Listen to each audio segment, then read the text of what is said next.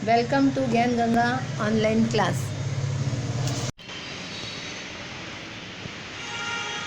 Hello students, इसमें हम देखते हैं औद्योगिक विकास का आधार। भारत में कृषि क्षेत्र औद्योगिक क्षेत्र के विकास का मुख्य आधार है। औद्योगिक क्षेत्र के लिए अति आवश्यक कच्चे माल की आवश्यकता कृषि क्षेत्र के द्वारा ही पूरी की जाती है, जिससे औद्योगिक क्षेत्र अपनी क्षमता के अनुसार उत्पादन बढ़ाकर संभवित विकास प्राप्त कर सके। तदुपरांत उत्पादित वस्तुओं का सबसे बड़ा बाजार भारत में ग्रामीण क्षेत्र होते हैं, क्योंकि भारत की लगभग 69% जनसंख्या ग्रामीण विस्तारों में ही निवास करती है। यहाँ उल्लेखनीय है कि 69% जनसंख्या भारतीय जनसंख्या के लिए आय का मुख्य स्रोत क्या है? कृषि क्षेत्र है, जिससे ग्रामीण क्षेत्र औद्योगिक उत्पादन की वस्तुएं जैसे टीवी, फ्रिज, बाइक, मोबाइल आदि वस्तुओं की मांग का सृजन करता है। तो इस प्रकार से क्या होता है कि औद्योगिकीकरण को विकास प्राप्त होता है। अब हम देखते हैं नीची कृषि उत्पादकता के कारण। भारत कृषि प्रधान देश है, इसके बाद भी यहाँ कृषि से संबंधित अनेक समस्याएं हैं, जिसमें सबसे बड़ी समस्या नीची कृषि उत्पादकता है। कृषि उत्पादकता वास्तव में प्रति हेक्टेयर उत्पादन अथवा प्रति हेक्टेयर आय के संदर्भ में मापा जाता है, जो विश्व स्तर पर अत्यंत नीची दिखाई पड़ती है, जिसके महत्वपूर्ण परिबल कुछ इस प्रकार दर्शाए गए हैं या दिया है: संस्थाकीय परिबल, टेक्नोलॉजी परिबल और अन्य परिबल। सबसे पहला है संस्थाकीय परिबल। भारत में किसान जिस संस्था के ढांचे में रहकर खेती करते हैं, उसे असर करने वाले भौतिक, सामाजिक, आर्थिक और कानूनी परिबलों को संस्थाकीय परिबल कहा जाता है। भारत में ऐसे परिबल कृषि क्षेत्र के लिए अवरोध रूप होने के कारण कृषि क्षेत्र का विकास लगातार कम अथवा निम्न स्तर का रहा है, जिसके कारण कृषि क्षेत्र में नीची उत्पादकता देखने को मिलती है। इन संस्थाकीय परिबलों में अंग्रेजों द्वारा शुरू की गई जो प्रथाएं हैं, जैसे कि जमीन महसूल वसूल करने के लिए जमींदार प्रथा, महालवारी प्रथा और रैयतवारी प्रथा, कृषि ऋण की सुविधा, कृषि उत्पाद की विक्रय व्यवस्था, यातायात की सुविधा, जमीन मालिकी की प्रथा इत्यादि का इन सभी का क्या होता है, इसमें समावेश होता है। ऐसे संस्थाकीय परिबल अवरोधक अथवा नकारात्मक होने के कारण भारत में कृषि क्षेत्र में नीची उत्पादकता हमें देखने को मिलती है, क्योंकि अंग्रेजों ने कृषि क्षेत्र में कुछ ऐसी नीतियाँ लागू कर दी थी जिसके कारण कि उन्हें लाभ हो और भारतीय किसान जो है उनका नुकसान सतत होता रहे। तो या जमींदारी प्रथा हो गई, ऋण की जो प्रथा हो गई, तो इस प्रकार से वो लोग क्या करते थे कि अगर किसान नहीं चुका पा रहा है तो वह उस चीज़ उनकी ज़मीन को हड़प लेते थे। जैसे यहाँ दिया है ज़मीन महसूल वसूल करने की प्रथा। स्वतंत्रता प्राप्ति के पश्चात भारत में ज़मीन महसूल वसूल करने की 3 प्रथाएं प्रचलित थी। एक तो थी जमींदारी प्रथा, महालवारी प्रथा और तीसरी है रैयतवारी प्रथा। इन प्रयत्नों में ज़मीन पर खेती काश्तकार या भूमिहीन कृषि मजदूरों के द्वारा की जाती थी। मतलब जिसके पास भूमि नहीं है या जो लोग काश्तकार हैं, वो लोग क्या करते थे, दूसरों की ज़मीन पर खेती करते थे। प्रत्येक प्रथा में केवल ज़मीन पर का किराया अथवा महसूल वसूल करने की अलग अलग पद्धति का उपयोग किया जाता था, जिसके अंतर्गत जमींदार कुल कृषि उत्पादन का एक बहुत बड़ा हिस्सा किराए के स्वरूप में वसूल करता था, अथवा किसानों का केवल जीवन निर्वाह हो सके उतना कृषि उत्पादन छोड़कर शेष तमाम कृषि उत्पादन वे अनिवार्य रूप से वसूल कर लेते थे। मतलब कि उन्हें केवल क्या मिलता था कि साल भर में उनका गुजारा निकल जाए उतना उन्हें अनाज प्राप्त होता था, बाकी सब किसका था? अंग्रेजों का।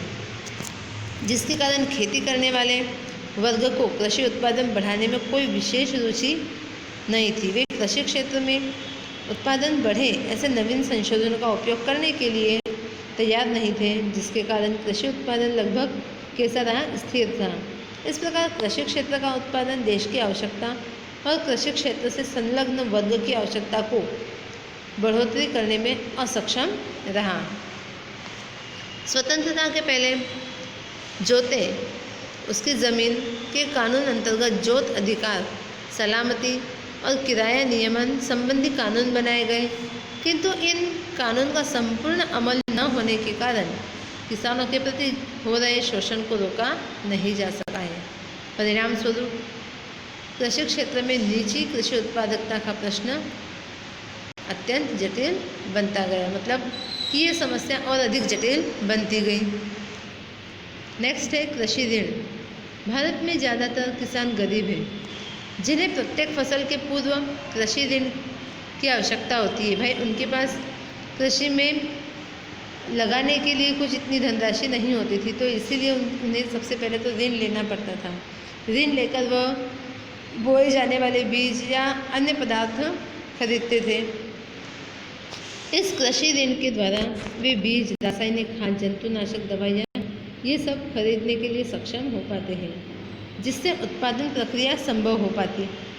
किंतु स्वतंत्रता काल से ही कृषि ऋण के क्षेत्र में निजी ऋण देने वालों की महत्वपूर्ण भूमिका देखने को मिली है। भारत में 1951 में एक अंदाज के अनुसार 71.6% कृषि ऋण शराफी पीढ़ी द्वारा किया जाता था। मतलब कि जो शराफी लोग थे वे लोग क्या करते थे, कृषि ऋण उपलब्ध करवाते थे। इस प्रकार का ऋण वे किसानों को अत्यंत ऊंची ब्याज दर पर उपलब्ध करवाते थे, मतलब अधिक प्रमाण में ब्याज उनसे प्राप्त करते थे। इसके अलावा हिसाब में गड़बड़ी करके वे गरीब किसानों को क्या करते थे, शोषण भी करते थे। इसलिए स्वतंत्रता प्राप्ति के पश्चात सरकार ने राष्ट्रीय स्तर पर बैंकों का विस्तार बढ़ाकर इस प्रकार का ऋण देने वाले व्यापारी या व्यवसायी का महत्व कम करने में सफलता प्राप्त की। सरकार ने 1975 से प्रादेशिक ग्रामीण बैंक और 1982 से नाबार्ड की रचना करके संस्थाकीय कृषि ऋण को विस्तृत बनाया। इस सघन प्रयास, मतलब इन सारे प्रयासों के कारण वर्तमान समय में शराफी पीढ़ी द्वारा लोगों को दिया जाने वाला ऋण घटकर कितना हो गया है, केवल 27% हो गया है, जबकि शेष बड़े पैमाने पर कृषि ऋण विभिन्न संस्थाओं द्वारा उपलब्ध कराया जाता है।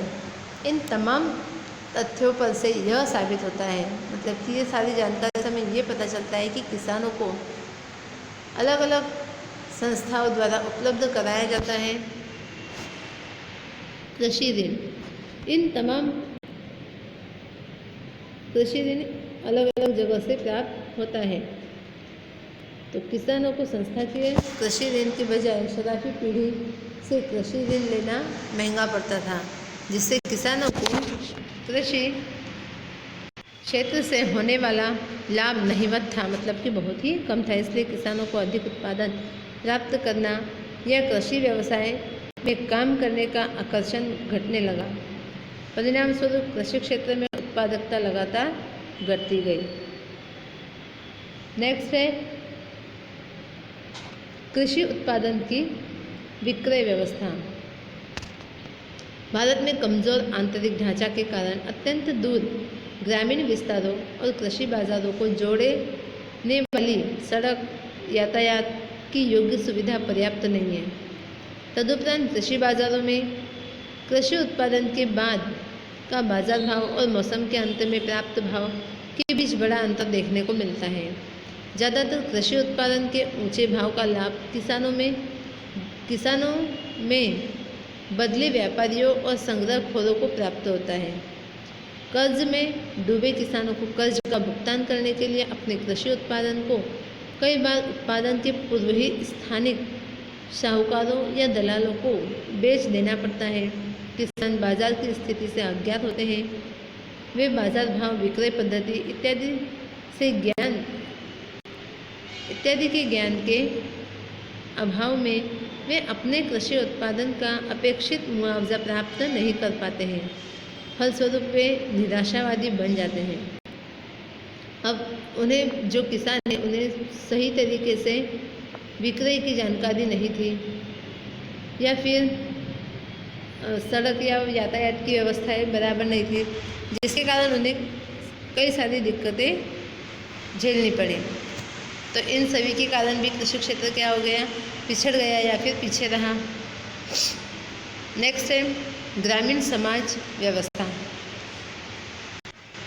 भारत के ज़्यादातर किसान प्रारब्धवादी और अल्प जानकारी रखते हैं, मतलब कि अपने प्रारब्ध पर जीना चाहते हैं और बहुत कम जानकारी उन्हें होती है। ग्रामीण समाज प्राचीन परंपरा, व्यवस्था और रीति रिवाजों से वो लोग बंधे होते हैं। वे मूलभूत रूप से प्रारब्धवादी होते हैं, मतलब कि अपने कर्म का लेखा हमें वही उतना ही प्राप्त होगा, ऐसा वे मानते हैं कि हमारे किस्मत में जो लिखा है, जैसा लिखा है वैसा ही हमें प्राप्त होगा। इसलिए वे कुछ करना भी नहीं चाहते थे।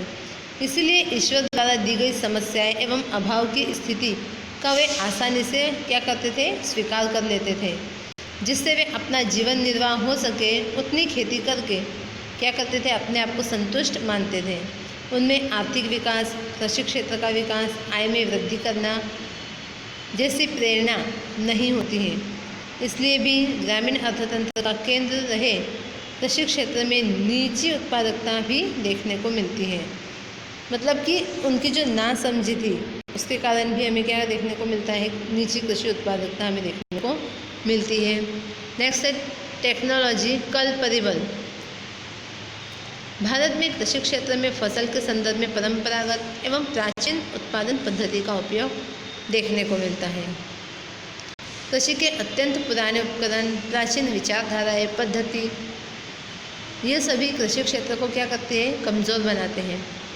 वर्तमान समय में भी भारतीय किसान ट्रैक्टर के बदले बैल और हल का उपयोग करते हुए आपको दिखाई देते हैं। उन्नत किस्म के बीज के बदले में वे क्या करते हैं, परंपरागत बीज का उपयोग करते हैं, जो कि अत्यंत नीची उत्पादकता देते हैं। रासायनिक खाद के बदले वे प्राकृतिक खाद का ही उपयोग करना पसंद करते हैं। फसल सुरक्षा के लिए वे जंतुनाशक दवाइयाँ और नई पद्धतियों का उपयोग भारत का किसान बहुत ही कम प्रमाण में करता है, जिससे भारत का कृषि क्षेत्र अत्यंत मंद गति में आगे बढ़ रहा है। तो ये सब कारण है जिसकी वजह से क्या होता है, कृषि क्षेत्र पिछड़ा हुआ है, मतलब कि पीछे रहा है। अन्य परिबल में है जनसंख्या का बढ़ता बोझ। भारत में कृषि क्षेत्र की नीची उत्पादकता का मुख्य कारण कृषि क्षेत्र पर जनसंख्या का बढ़ता बोझ है। कृषि क्षेत्र पर जनसंख्या के बढ़ते बोझ कृषि क्षेत्र पर रोजगार के लिए आधारित लोगों की संख्या के आधार पर समझा जा सकता है। भारत की स्वतंत्रता के दौरान देश के 72% लोग रोजगार के लिए कृषि क्षेत्र पर आधारित थे। यह प्रतिशत प्रमाण वर्ष 2001-2 में घटकर 58% हो गई, जबकि 13-14 में कृषि क्षेत्र से रोजगार प्राप्त करने वाली जनसंख्या का प्रमाण 49% से के आसपास रहा है। इस प्रकार कृषि क्षेत्र पर रोजगार का भार घटा होने के बावजूद यह अन्य क्षेत्रों की अपेक्षा काफ़ी अधिक है और विदेशों की तुलना में यह प्रमाण बहुत ही ऊंचा है। यहाँ कृषि क्षेत्र में कुल उत्पादन का जो प्रमाण प्राप्त होता है उसे विशाल जनसमुदाय के बीच उत्पादन और आय के संदर्भ में बंटवारा होने से श्रम की उत्पादकता अत्यंत नीची हमें देखने को मिलती है। नेक्स्ट है आर्थिक आयोजन का अभाव। भारत सरकार ने प्रथम पंचवर्षीय योजना विशेष रूप से कृषि क्षेत्र के लिए ही बनाई थी, लेकिन द्वितीय पंचवर्षीय योजना 1956 से भारत का आर्थिक आयोजन उद्योग केंद्रित ही रहा है। भारत सरकार ने औद्योगिक क्षेत्र के विकास पर जितना प्रयत्न, समय और खर्च किया उतना महत्व कृषि क्षेत्र को नहीं दिया है। सारांश में ऐसा कहा जा सकता है कि भारतीय कृषि क्षेत्र अनियमित और मंद गति से विकास करने वाला क्षेत्र होने के कारण सरकार भी कृषि क्षेत्र को अपेक्षित सहायता देने में असमर्थ रही है। इसी कारण से भारत में कृषि क्षेत्र की स्थिति अत्यंत ही चिंताजनक है। अब हम देखते हैं कि कृषि उत्पादकता बढ़ाने के कौन कौन से उपाय हैं। तो कृषि उत्पादकता बढ़ाना यह बहुत ही ज़रूरी है। उसके उपाय है संस्थाकीय सुधार, टेक्नोलॉजिकल सुधार और अन्य उपाय। तो हम सबसे पहले देखेंगे संस्थाकीय सुधार। कृषि क्षेत्र में कृषि उत्पादकता में बढ़ोतरी करने के लिए भारत में आर्थिक आयोजन के माध्यम से संस्थाकीय सुधार की प्रक्रिया शुरू की गई है, जो कृषि क्षेत्र की आर्थिक प्रगति के लिए सानुकूल वातावरण का निर्माण करेगी। मतलब कि ऐसे वातावरण का निर्माण करेगी जो कृषि क्षेत्र को आगे बढ़ाएगी, मतलब कि कृषि क्षेत्र की आर्थिक प्रगति में सहायक हो। सेकेंड है ज़मीन विषयक सुधार। भारत में किसानों को ज़मीन का मालिक की हक मिले तथा काश्तकारों को जोत अधिकार में सुरक्षा प्राप्त हो, इसलिए जमींदारी तथा उन्मूलन का कानून, जोत अधिकार सुरक्षा तथा काश्त नियमन से संबंधित कानून बनाए गए हैं। मतलब कि जो अंग्रेज़ों के समय में जो नियम थे उन्हें बदलकर कुछ नियम बनाए गए हैं, जिससे हमारे कृषि भाइयों का क्या हो, विकास हो, जिसके कारण किसानों का आर्थिक शोषण कम हो और कृषि उत्पादन में बढ़ोतरी की जा सके। ऐसी सानुकूल परिस्थिति का निर्माण होने से किसान कृषि उत्पादकता बढ़ाने के लिए कैसे रहेंगे, प्रयत्नशील रहेंगे, जिससे कृषि उत्पादन में भी बढ़ोतरी हो सकती है। थर्ड है संस्थाकीय ऋण की प्राप्ति। भाई किसानों को कृषि उत्पादन करने के लिए ऋण की आवश्यकता होती है, तो ऐसी संस्थाओं का निर्माण किया जाए जिससे उन्हें आसानी से ऋण प्राप्त हो। तो इस प्रकार की सुविधाएं उन्हें उपलब्ध करवाई जाएगी। भारत में कृषि क्षेत्र तक ऋण एवं अन्य वित्तीय सहायता उपलब्ध हो, इस उद्देश्य से वर्ष 1980 में बैंकों के राष्ट्रीयकरण की प्रक्रिया शुरू की गई। इसके अलावा कृषि ऋण पर पर्याप्त ध्यान देने के लिए मात्र कृषि क्षेत्र के विकास को ध्यान में रखकर मध्यस्थ बैंक की निगरानी में national bank of agriculture and rural development की स्थापना 1982 में की गई। इसके अंतर्गत आरआरबी मतलब कि रीजनल रूरल बैंक, प्रादेशिक ग्रामीण बैंक और लैंड डेवलपमेंट बैंक मतलब कि भूमि विकास बैंकों का विकास किया गया, जिससे भारतीय किसानों को समय पर पर्याप्त और नीचे ब्याज दर पर ऋण प्राप्त हो सके। इस प्रकार अत्यंत सरलता से कृषि कार्य हेतु पर्याप्त और नीची ब्याज दर पर ऋण उपलब्ध होने से वे अधिक कृषि उत्पादकता प्राप्त करने में सक्षम होंगे। आगे है कृषि उत्पादन की विक्रय व्यवस्था में सुधार। भाई कृषि उत्पादन में अगर बढ़ोतरी होगी तो कृषि उत्पादन बढ़ जाएगा, तो उसकी विक्रय व्यवस्था में भी सुधार होना चाहिए। तो उसके लिए नियंत्रित बाज़ारों की स्थापना की गई। कृषि उत्पादन की गुणवत्ता के अनुसार उसका योग्य वर्गीकरण करने के लिए एगमार्क प्रथा शुरू की गई। किसान कृषि उत्पाद का संग्रह कर सके, इस उद्देश्य से राष्ट्रीय गोदाम निगम और राज्य गोदाम निगम की स्थापना की गई। कृषि पैमाने पैदाशों के भाव की जानकारी किसानों तक पहुंच सके, ऐसी व्यवस्था का निर्माण किया गया। किसानों को बाजार भाव के परिवर्तनों से सुरक्षित करने के उद्देश्य से न्यूनतम समर्थन मूल्य सरकार द्वारा निर्धारित किया जाता है। आगे देखते हैं कृषि संशोधन।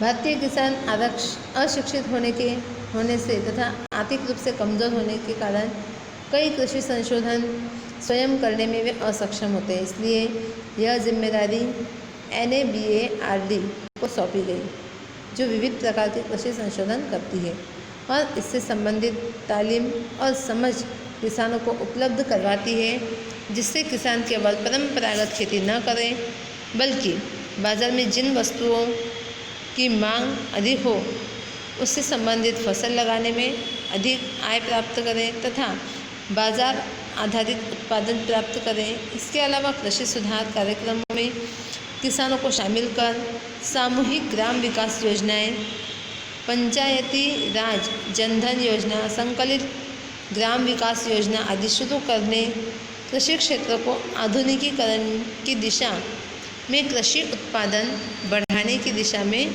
मोड़ा जा सकता है। नेक्स्ट है टेक्नोलॉजिकल सुधार। संस्था के सुधार की तुलना में टेक्नोलॉजिकल सुधार अधिक सरल और तीव्र लाभ देने वाला होता है। इसलिए कृषि विकास की व्यूह रचना में इन परिवर्तनों को अधिक महत्व दिया जाता है। ये सुधार नीचे दर्शाए गए अनुसार है। अब कैसे है देखो, उन्नत किस्म के बीज का उपयोग यदि कृषि क्षेत्र में किया जाएगा तो उससे क्या होगा कि उत्पादन अधिक पैमाने पर प्राप्त किया जा सकता है और अच्छी किस्म का उत्पादन उससे प्राप्त होगा। नेक्स्ट है रासायनिक खाद का उपयोग। तो रासायनिक खाद का यदि उपयोग किया जाए तो उससे भी क्या होगा कि उत्पादन अधिक मात्रा में प्राप्त होगा और फसल खराब नहीं होगी। तीसरा है सिंचाई की सुविधा में बढ़ोतरी।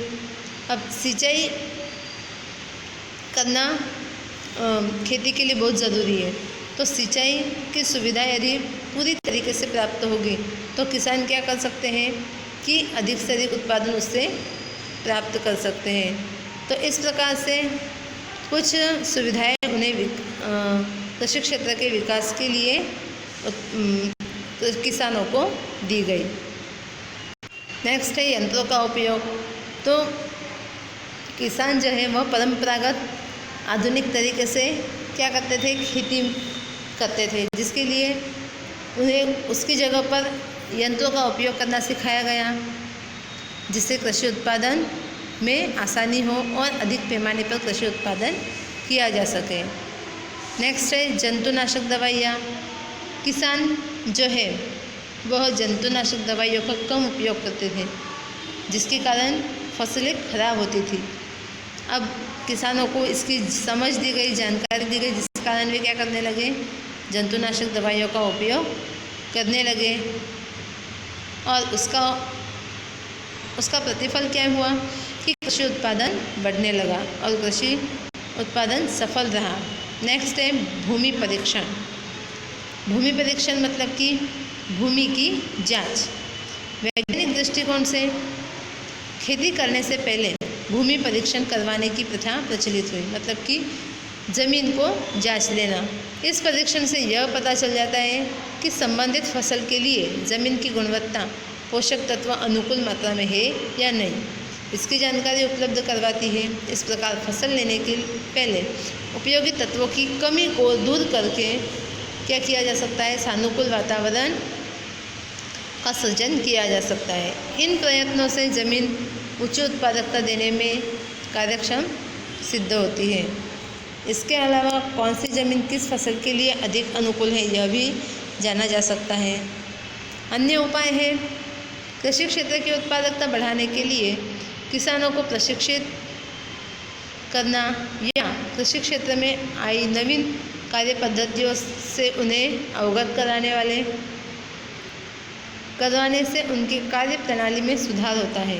ग्रामीण विस्तारों में प्रवर्तमान कुरीति रिवाजों के संदर्भ में उनमें जागृति लाकर केवल भाग्य के आधार पर बैठे नहीं रहना चाहिए जैसी महत्वपूर्ण बातें उन्हें समझाई जा सकती है। कृषि मेला जैसे तमाम नवीनतम उपाय कृषि उत्पादकता बढ़ाने में साबित होते हैं। साथ ही साथ कृषि से जुड़ी हुई प्रवृत्तियाँ जैसे कि मुर्गी पालन, मत्स्य पालन, पशुपालन, फूड प्रोसेसिंग के कार्य, जंगल संवर्धन आदि की भी जानकारी उन्हें दी जाती है। फिर है आधुनिक खेती। आधुनिक खेती। भारत में खेती प्राकृतिक खाद्य, परंपरागत बीज, हल, बैल और कृषि के प्राथमिक उपकरणों के द्वारा दी जाती थी। ये साधन अत्यंत कम उत्पादकता देते थे, इसलिए इनके उपयोग द्वारा संपूर्ण देश की कृषिजन्य आवश्यकताओं को संतुष्ट करना बहुत ही कठिन था। इसलिए वर्ष 1966 से भारत में आधुनिक खेती का प्रारंभ हुआ।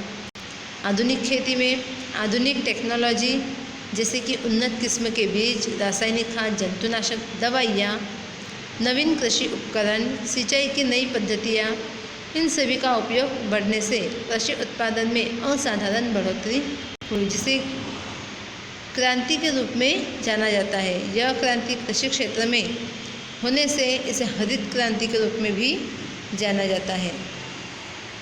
अब हरित क्रांति के बारे में आप जानते हो, हरित क्रांति किसे कहते हैं?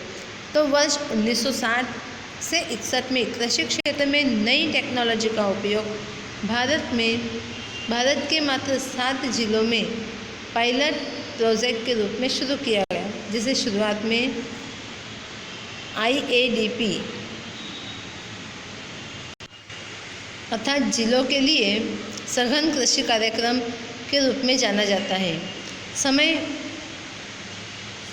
व्यतीत होने के बाद उसकी असाधारण सफलता को ध्यान में रखकर इसे संपूर्ण देश में अमल किया गया। तब इसे HYVP अर्थात ऊंची उत्पादकता देने वाली जाति का कार्यक्रम के रूप में पहचाना जाने लगा, जिसे हरित क्रांति के रूप में जानते हैं। इसके अलावा इसे आधुनिक खेती टेक्नोलॉजी कार्यक्रम या फिर बीज, खाद और पानी की टेक्नोलॉजी कार्यक्रम के रूप में भी जाना जाता है।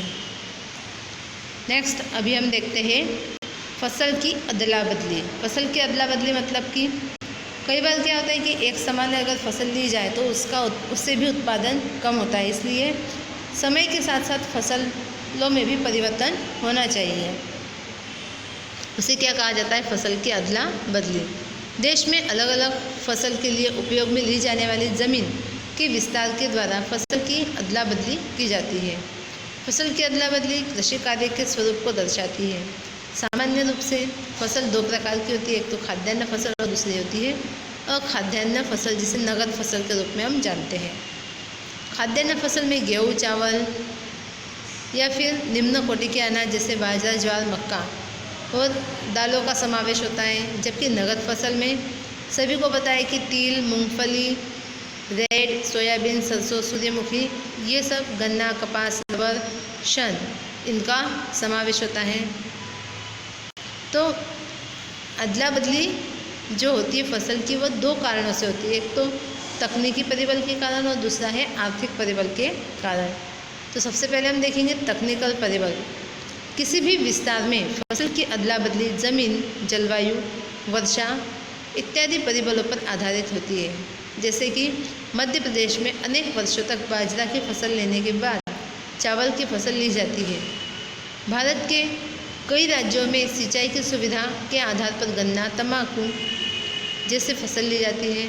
इस प्रकार फसल की अदला बदली पूंजी, उन्नत बीज, रासायनिक खाद, ऋण की सुविधा इत्यादि पर भी आधार रखती है।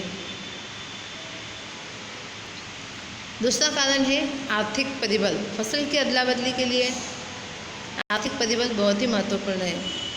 ये परिबल कुछ इस प्रकार होते हैं कि कीमत और आय को महत्तम बनाना, सेकेंड है कृषिजन्य साधनों की उपलब्धता, थर्ड है कृषि योग्य ज़मीन का कद, चौथा है बीमा सुरक्षा, पांचवा है अवधि। इन सभी परिबलों की उपलब्धता या सभी संबंधित फसल की पसंदगी के लिए या अदला बदली के लिए जिम्मेदार है। 1950-51 में अनुमानित 75% खाद्यान्न और 25% नगद फसल का उत्पादन किया जाता था। इसके बाद 66 से देश में हरित क्रांति के घटकों को अमल में लाने से क्या हुआ कि फसल की अदला बदली हमें देखने को मिली। 1970 से 71 में खाद्यान्न फसल लगभग कितनी हुई? 74% और नगद फसल 26% जितना था। 2006-07 में खाद्यान्न फसल 64, और नगद फसल में बढ़ोतरी हुई।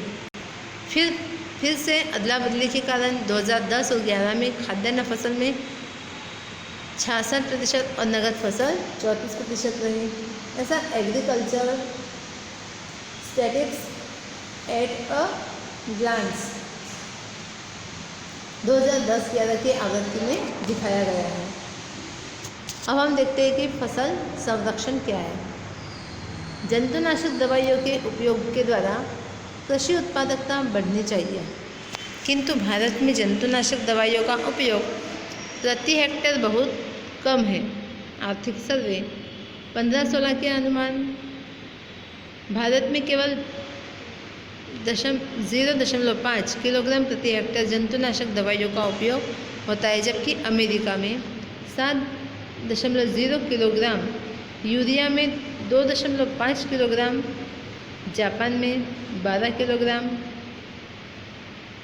और कोरिया में 6.6 किलोग्राम जंतुनाशक दवाइयों का उपयोग होता है, जिसके कारण भारत में 15 से 25% फसल कीट को मतलब कि रोग, खरपतवार और पशु पक्षी के कारण नष्ट हो जाती है, जिसे आयोजित प्रयासों के द्वारा बचाया जा सकता है। अब कुछ ऐसे प्रयास किए जा सकते हैं जिनसे फसल को बचाया जा सके।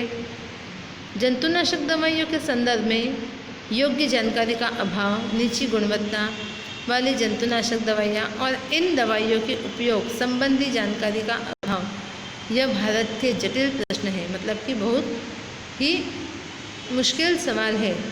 भारत में जंतुनाशक दवाइयों का अयोग्य ढंग से उपयोग किया जाता है, जो पर्यावरण और संपूर्ण मानव जाति के लिए कैसा है, प्राणघातक बना हुआ है। भारतीय किसानों को जंतुनाशक दवाइयों के अलग अलग प्रकार और उनके जहरीपन से संबंधित जानकारी देने के लिए कार्यरत है कौन? CIBRC, जो किसानों को जानकारी से अवगत करवाने के लिए आवश्यक मार्गदर्शिकाएं प्रकाशित करते हैं, जिसके अलावा जंतुनाशकों का प्रमाण, उपयोग की अवधि और उनके जहरीलेपन की समझ दी जाती है।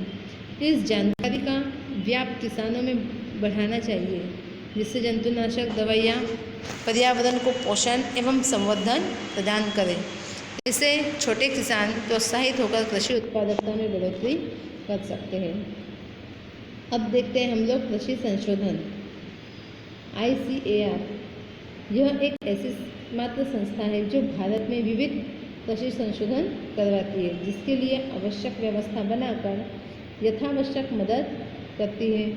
इसके अलावा देश में कृषि सहित बागायती खेती, मत्स्य पालन और पशुपालन विज्ञान से संबंधित ज्ञान का प्रसार करती है। ICAR ने हरित क्रांति के विस्तार के लिए आधारभूत कार्य किया है। इस संस्था ने राष्ट्रीय स्तर पर अनाज की उपलब्धता और पोषण युक्त सुरक्षा प्राप्त हो, इस उद्देश्य से यथासंभव बहुत से प्रयास किए हैं, जिससे क्या हो, कृषि में नवीनता आए और कृषि का विकास हो। तो ये चैप्टर यही समाप्त होता है। आपको ये वीडियो 2-3 बार देखनी है और ध्यान से सुनकर समझना है। ठीक है।